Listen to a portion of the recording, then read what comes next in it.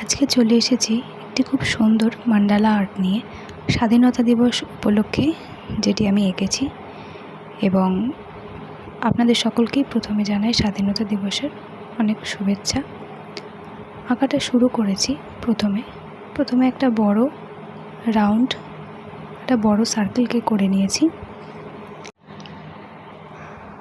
তারপর তার মধ্যে আমি সবার প্রথমে ঠিক সার্কেলটির মিডিয়ামের একটু নিচ বরাবর পুরো পতাকার আউটলাইনটা করে নিয়েছি।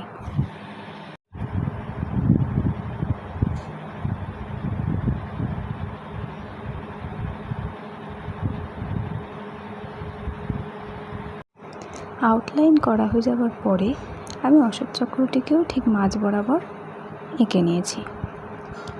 এবং বলে রাখি, আঁকাটি আমি একটি A4 সাইজ পেজে করেছি। আপনারা চাইলে যে কোনো পেজ ইউজ করতে পারেন।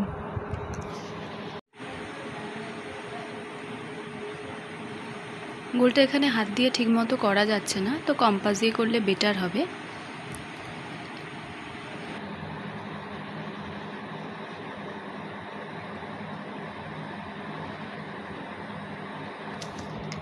এরপরে অশোক চক্রটি এঁকে নেবার পরে ঠিক যে সেম জায়গা থেকে, যেখান থেকে আমরা সার্কেলটি করেছিলাম, সেই পয়েন্টে বসিয়েই পরপর কয়েকটি সার্কেল আবারও আঁকবো ছোট বড় মাপের।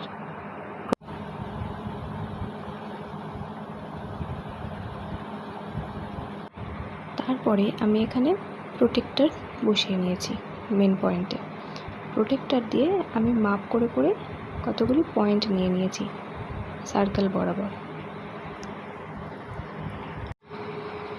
প্রোটেক্টর বসানোর পরে ঠিক 10 ডিগ্রি অন্তর আমি পুরো সার্কেলটার মধ্যেই একটা একটা করে পয়েন্ট কেটে নিয়েছি, যাতে আগের পয়েন্টগুলোর সাথে যোগ করতে পারি।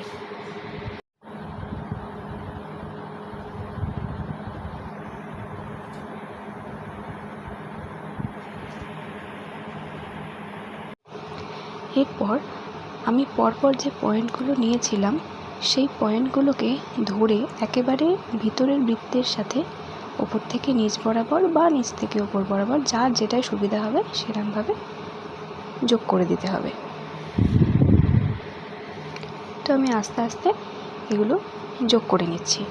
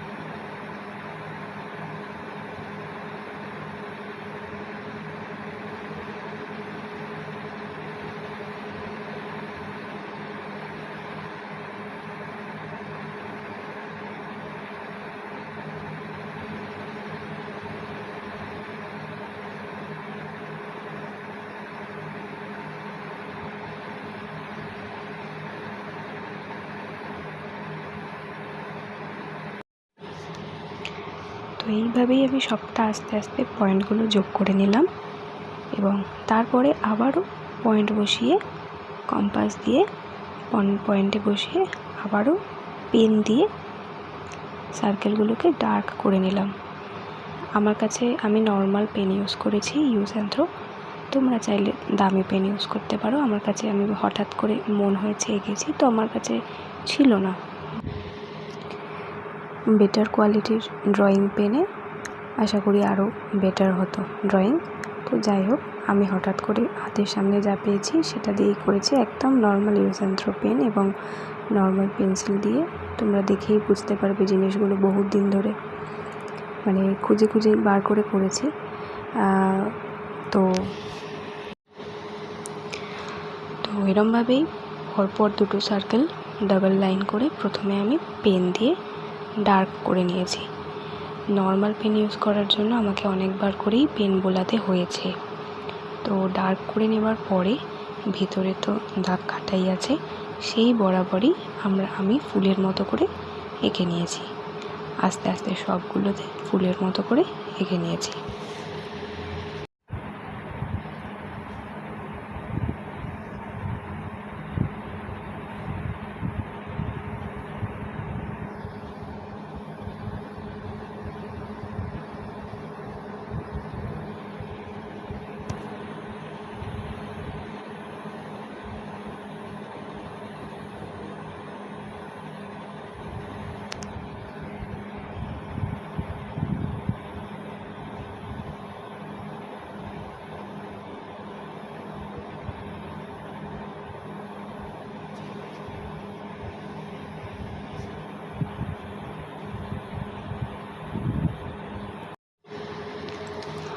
এবং সবগুলো ফুলের মতো এঁকে নেবার পরে তার ভিতরে আবারও সেই একই রকমের ফুলের মতো করে আবার দুটো এঁকেছি এবং একদম ভিতরেরটি কালি দিয়ে ভরাট করে দিয়েছি। এবং যে অংশগুলি বেরিয়েছিল সেই সার্কেলের মধ্যে সেই অংশটুকুও কালি দিয়ে ভরাট করে দিয়েছি। তাহলে কি দেখতে সুন্দর লাগবে।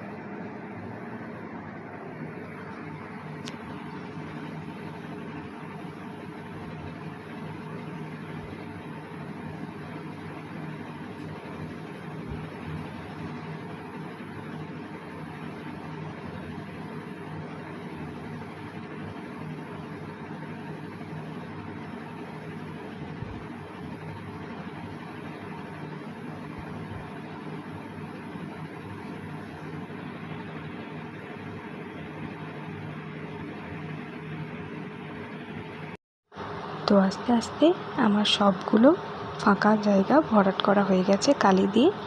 এবার ভিতরের যে কাজগুলো আছে ভিতরের কাজগুলোও আমি আস্তে আস্তে সেরে নিলাম এবং কালি দিয়ে ভরাট করে নিলাম।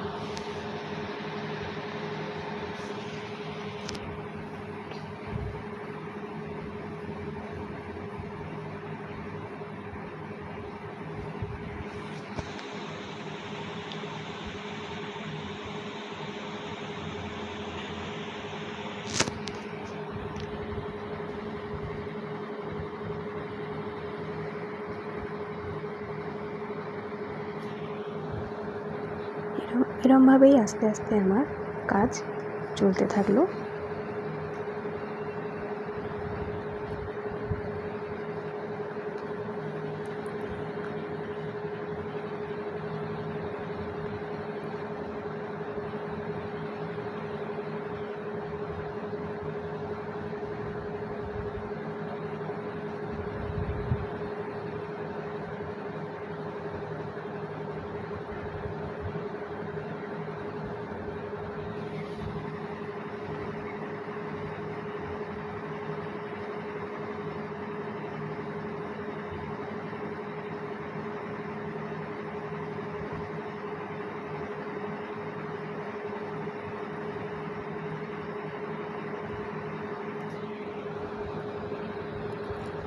তো এবার আমার প্রথম যে সার্কেলটি ছিল তার ভিতরের কাজ মোটামুটিভাবে কমপ্লিট হয়ে গেছে।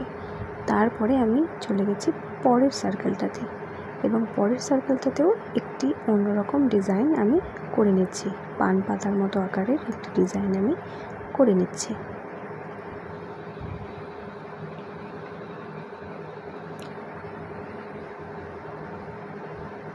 তো এই ডিজাইনগুলো করে নেবার পরে আমি আবারও ডাবল লাইন করে নেব, সেম পান পাতার যে ডিজাইন সেটারই ডাবল লাইন করে নিচ্ছি।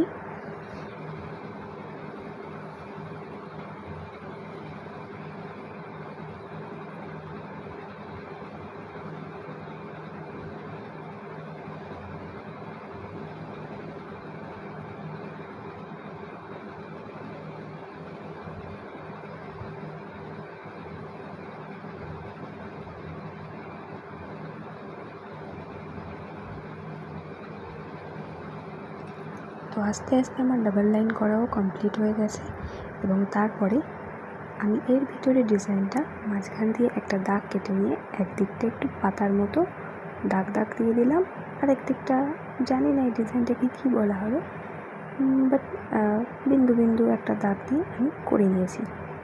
তো যার যার যেমনভাবে ইচ্ছা হবে সেরকম ডিজাইন সে করে নিতে পারবে।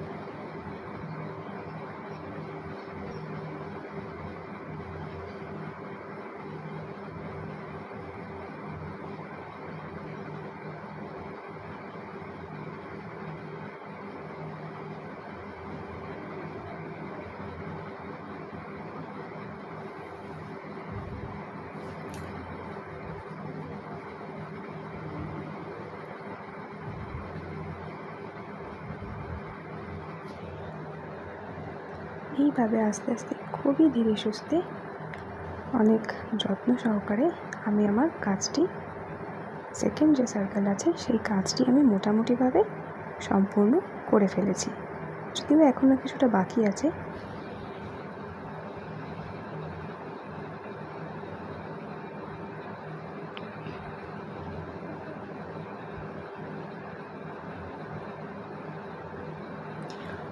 এবারে এই সার্কেলটা কমপ্লিট হয়ে যাওয়ার পর হঠাৎ করে আমার চোখে পড়েছে যে আগের সার্কেলের তো কয়েকটা জায়গা আমি কালি দিয়ে পূরণ করতে ভুলে গেছি, তো সেটাও করে নিলাম যথারীতি। তারপরে আমি চলে আসছি আমার পরবর্তী সার্কেলে, এবং এই সার্কেলটাও আমি অনেকটা পান পাতার মতোই একই রকমের বলা যেতে পারে, আগেরটার মতো ওরমভাবে ডিজাইনে আমি পর পর করে সাজিয়ে নিচ্ছি। এবং সাজিয়ে নেবার পরে ঠিক আগেরটায় যেমনভাবে আমি ডাবল লাইন করেছিলাম এটাতেও আমি আগেরটার মতোই ডাবল লাইন করে নিচ্ছি।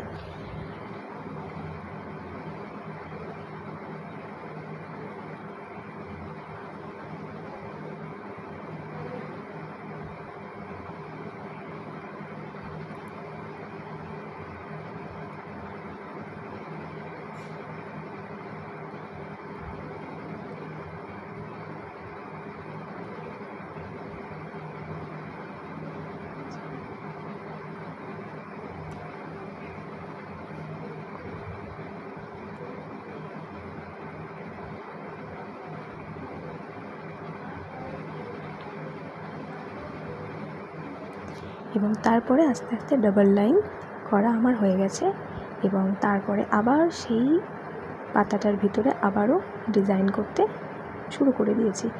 এবং এখানে ঠিক দুটো দাগ দিয়ে আর ফুলের মতো করে ওই একই রকমের মতো ডিজাইন আমি করে নিয়েছি, এবং ফাঁকা ফাঁকা কিছু জায়গা আমি কালো পেন দিয়ে ভরাট করে দিয়েছি।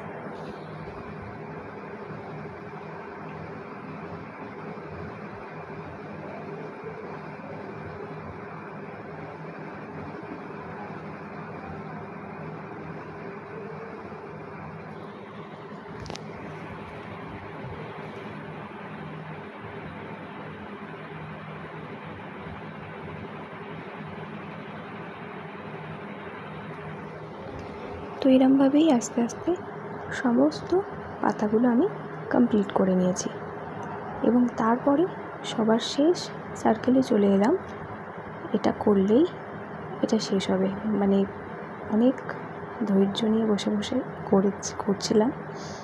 তো এই সার্কেলে আমরা চলে এসেছি এবং এখানেও সেই একই রকম পান পাতা আমি করলাম, মাথায় আর কিছু আসছিল না, এটাই করেছি।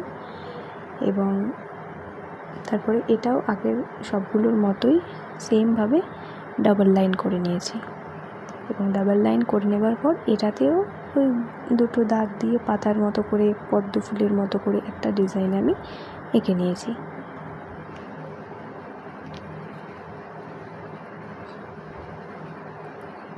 এই ডিজাইনটা হয়ে যাবার পরে হঠাৎ, এইগুলো অ্যাকচুয়ালি আমার মাথায় ছিল না, কিন্তু তারপরে হঠাৎ করে মনে হলো কিছু কিছু জায়গা ফাঁকা লাগছে, সব জায়গায় ডিপ দিয়ে কালি দিয়ে ভরিয়ে দিলে হয়তো ভালো লাগবে না, তাই কিছু কিছু জায়গা আমি পাতার মতো দাগ দাগ দিয়েছি। কিছু কিছু জায়গা বাকি ছিল, যেগুলো ডাবল লাইন করেছিলাম সেগুলো কিছু কিছু আমি ব্ল্যাক ইঙ্ক দিয়ে ভরাট করেছি একটা একটা গ্যাপে কিংবা পরপর। তো সমস্ত কিছু হয়ে যাবার পরে যে উপরে যে পদ্মের মতো যে ফুলগুলো করেছিলাম, দেখে মনে হলো এটাও একটু ফাঁকা ফাঁকা লাগছে, তো এটার মধ্যেও কিছু একটু করে দেওয়া যাক। তো এটার মধ্যেও একটু দাড়ি দাড়ি মতো দাগ দাগ মতো দিয়ে দিয়েছি। তো যাই হোক, কেমন লাগলো সবাই জানিও। আর এবং এরপরে এরও বাইরে যে এই সমস্ত অংশের যে বাইরে যে একটু একটু সাদা সাদা জায়গা মতো ছিল, এগুলোকে কালি দিয়ে ভরিয়ে নিয়েছি যাতে একটু সুন্দর লাগে দেখতে। এবং তারপর সবার উপরে, তখন আর কোনো সার্কেল নেই ওখানে, বাট একটা লাভ লাভ দিয়ে দিলাম, একটা একটা গ্যাপে লাভ লাভ দিয়ে দিলাম। এবং প্রথমে একটা লাভের মধ্যে একটু আমি হিজিবিজি মতো একটা করছিলাম, বাট তারপর মনে হলো ওটা ভালো লাগছে না ঠিক, দিয়ে আবার ওটাকে পুরো কালি দিয়ে ভরাট করে দিলাম। তো একটাতে যখন কালি দিয়ে ভরাট করে দিয়েছি, আমাকে মিনিমাম একটা সামঞ্জস্য রেখে করতে হবে, তা না হলে খারাপ দেখাবে। তো সেই জন্য কী করব, পরপর আবার পুরো ইঙ্ক দিয়ে ভরিয়ে দিলে হয়তো ভালো লাগবে না, আমার মনে হলো, তাই আমি একটা লাভ একটু সাদা রাখলাম আর একটা একটু কালি দিয়ে ভরিয়ে দিলাম। এইভাবে আমি বাইরের দিকে ডিজাইনগুলো কমপ্লিট করে নিলাম। এবং তারপর মাথায় এলো কি, একটা বিন্দু দিয়ে দিলে কেমন হয়, 3-4টে করে বিন্দু দিয়ে দিলে, তো সেরকম 3-4টে বিন্দু দিয়ে দিলাম। তারপর রং করতে শুরু করলাম। তো প্রথমেই আমাদের ইন্ডিয়ান ফ্ল্যাগের কালার তো সবাই তোমরা জানোই, আমি একদম প্রথমেই আমি স্যাফরন কালার দিয়ে দিয়েছি ওপরে। তারপর সেটা কমপ্লিট করে আমি নিচে গ্রিন কালার দিয়ে দিচ্ছি।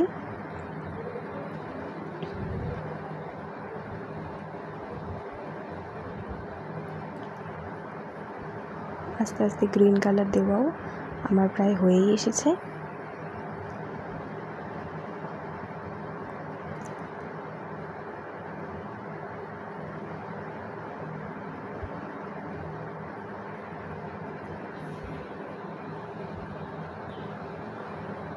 আসলে আমার কাছে পেন্সিল কালার আমার ছিল, আমি খুঁজে পাইনি। তো না পাওয়ার কারণে এটা দিয়ে একটু আমার সমস্যা হচ্ছে, কারণ এই রঙ আমার বহু পুরনো, আমি বহুদিন হলো আঁকা ছেড়েছি। তো বহু পুরনো কালার হওয়ার কারণে ফুটতেও অসুবিধা হচ্ছিলো। অনেকটা বহু পুরনো মানে প্রায় 9-10 বছরের পুরনো কালার খুঁজে খুঁজে বার করেছি। যাই হোক, সেই জন্য কালারটা দিয়ে কাজ করতে আমার একটু সমস্যা হচ্ছিলো। এবং পেন্সিল কালারের যে গ্রিনটা ছিল আর এই কালারটা ছিল, ওটা আমার ঠিক মানে ভালোভাবে হচ্ছিলো না, বারবার ভেঙে যাচ্ছিলো। তো সেই কারণে আমি এই কালার দিয়ে যতটা সম্ভব হয়েছে করেছি। এবং তারপরেই আমি অশোক চক্র এঁকে নিচ্ছি। অশোক চক্রের ভিতরের দাগগুলো যাতে ঠিকঠাক হয় সেই জন্য আমি স্কেল দিয়ে আগে কেটে নিয়েছি। কিন্তু এটা করার পরেও এই অশোক চক্রটা আমার মানে ঠিকঠাক হয়নি, একটু একটু কালো মতো হয়ে গেছিলো। সেই কারণে আমি আবার একটা সাদা পাতা নিয়ে তাতে সাইজ করে কেটে অশোক চক্র নিয়ে আঠা দিয়ে এর মধ্যে লাগিয়েছি, পরে ওটা পরে দেখতে পাবে। তো এই অশোক চক্র আঁকা হয়ে যাওয়ার পরে আমি ব্ল্যাক নর্মাল পেন দিয়ে, যেই পেন দিয়ে আমি এঁকেছি সেটা দিয়ে আমি আউটলাইনগুলো করে নিচ্ছি পতাকার।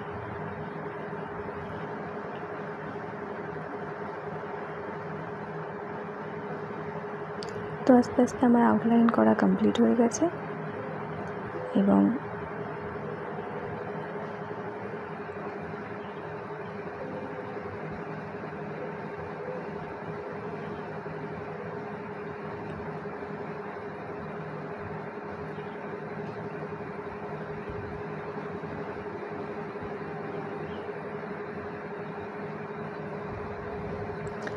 তারপরে আমার পুরো আঁকা মোটামুটি কমপ্লিট হয়েই গেছে। এবার ভিতরে আমি ইন্ডিপেন্ডেন্স ডে আমি লিখে দিলাম। তো এই হচ্ছে আমার পুরো আঁকা। তো মান্ডালা আর্ট কেমন হয়েছে সকলে জানিও, যদি ভালো লাগে তাহলেও জানিও, যদি খারাপ লাগে তাহলেও জানিও। আর ব্যাস, এখানেই আমার আঁকা আমি শেষ করছি। তোমাদের যদি ভালো লাগে পরবর্তীতে আরও আঁকা নিয়ে আসবো।